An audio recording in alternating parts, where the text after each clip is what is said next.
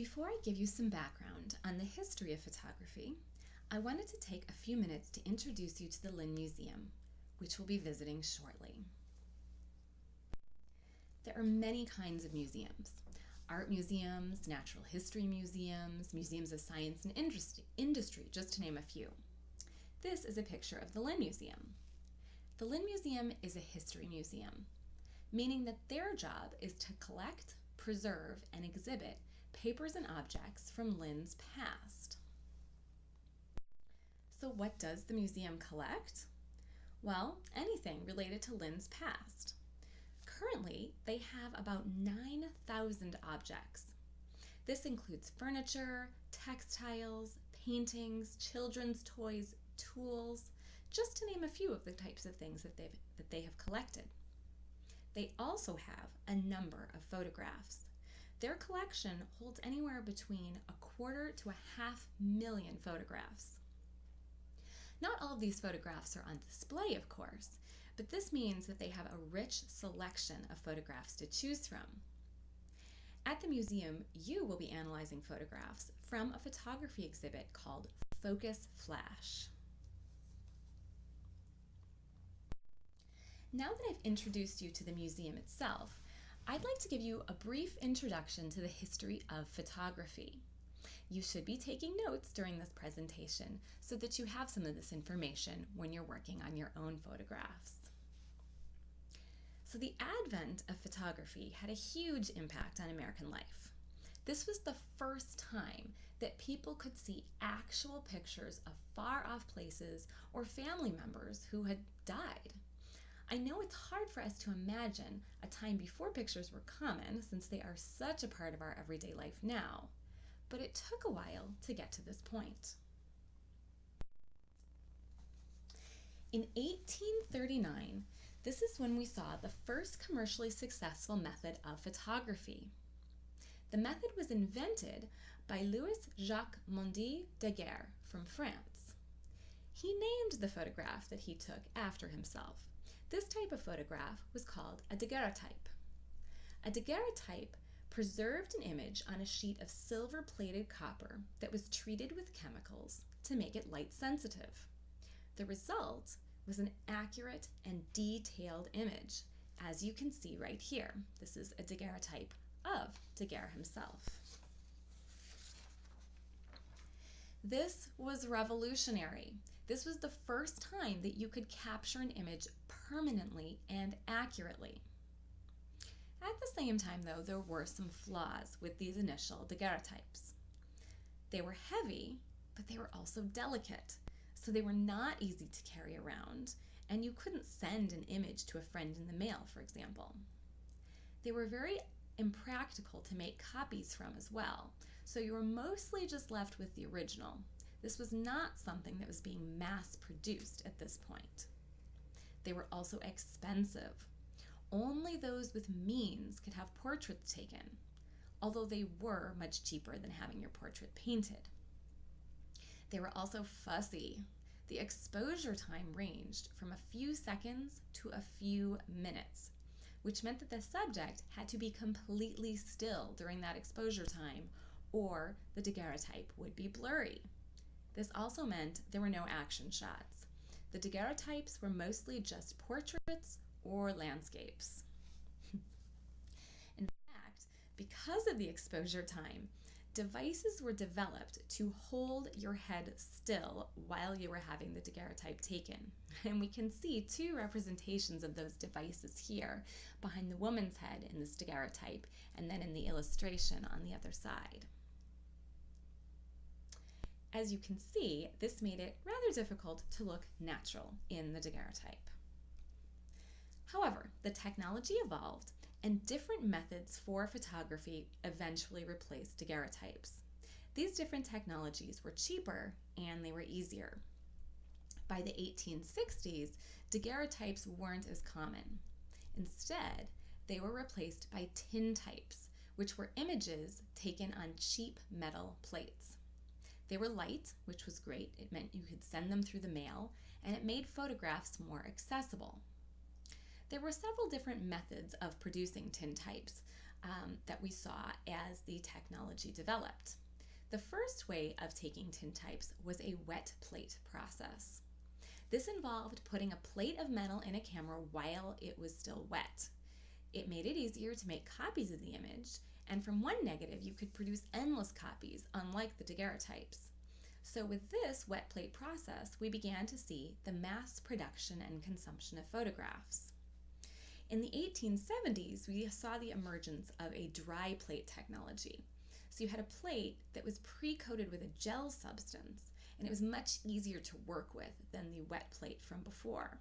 You didn't need to carry chemicals with you, and you didn't have to develop it right away, which you had to do with the wet plate process.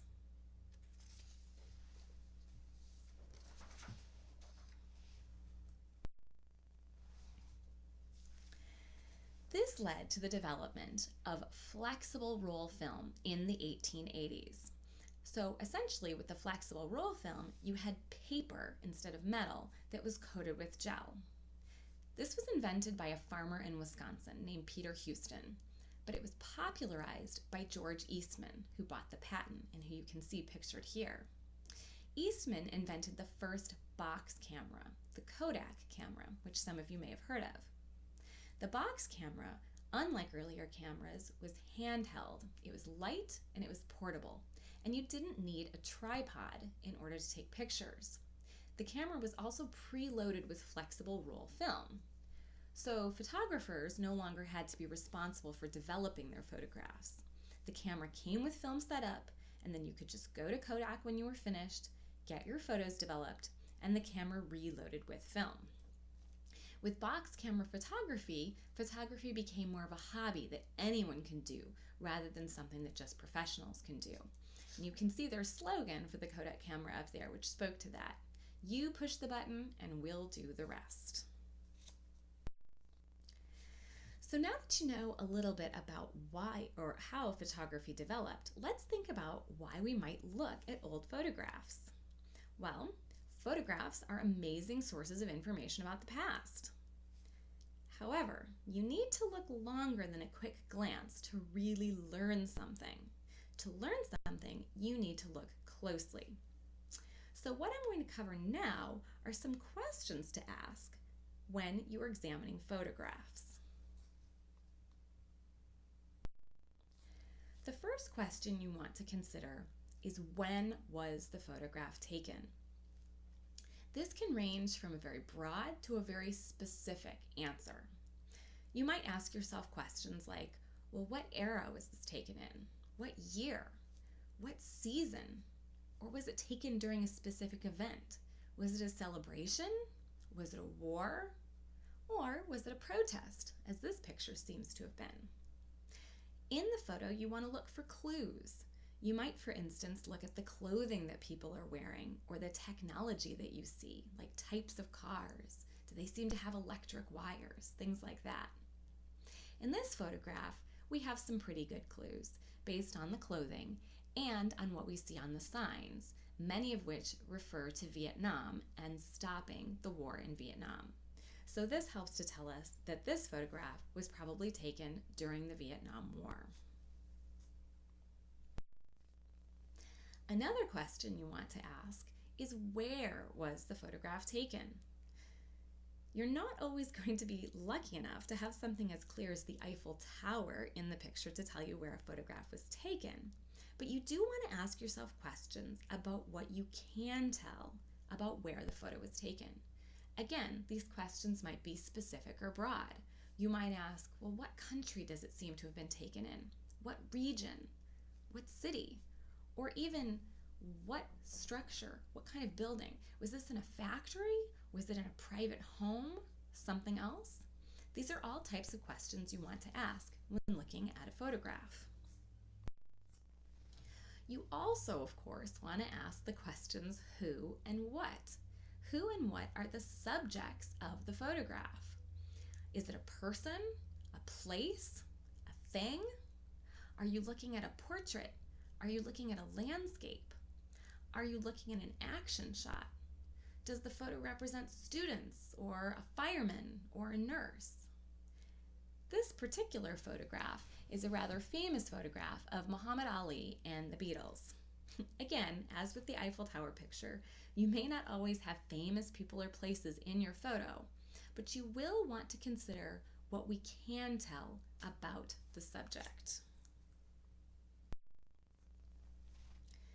Another thing to consider is a question that might not be as obvious right off the bat, and that is, who is the photographer, or what can we tell about the photographer?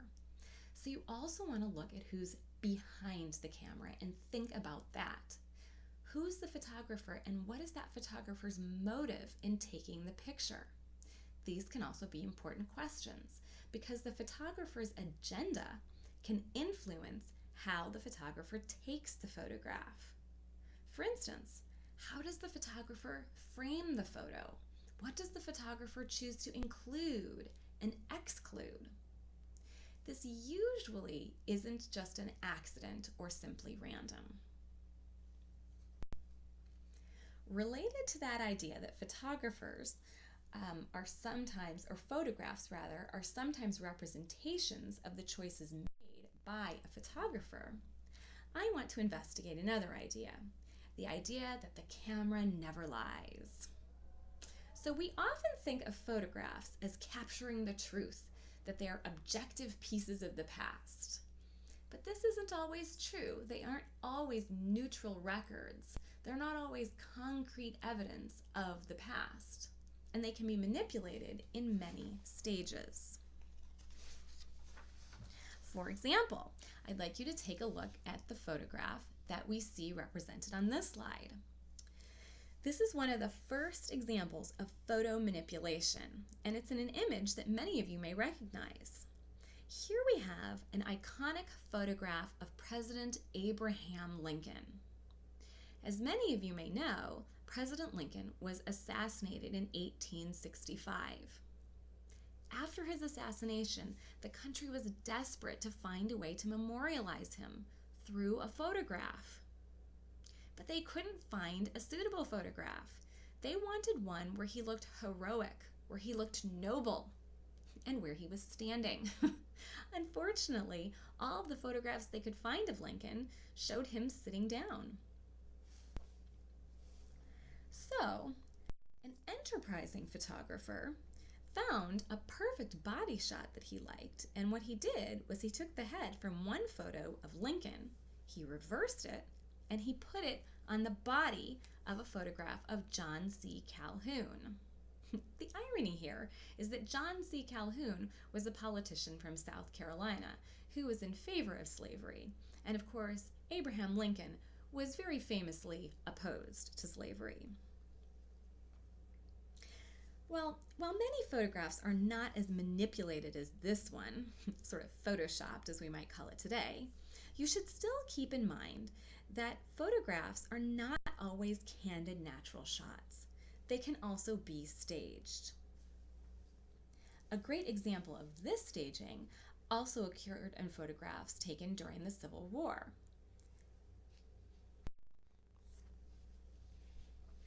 The Civil War was one of the first wars that was captured on camera.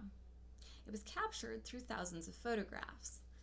Prior to this war had often been romanticized, but this was the first time that civilians at home could see what war was like.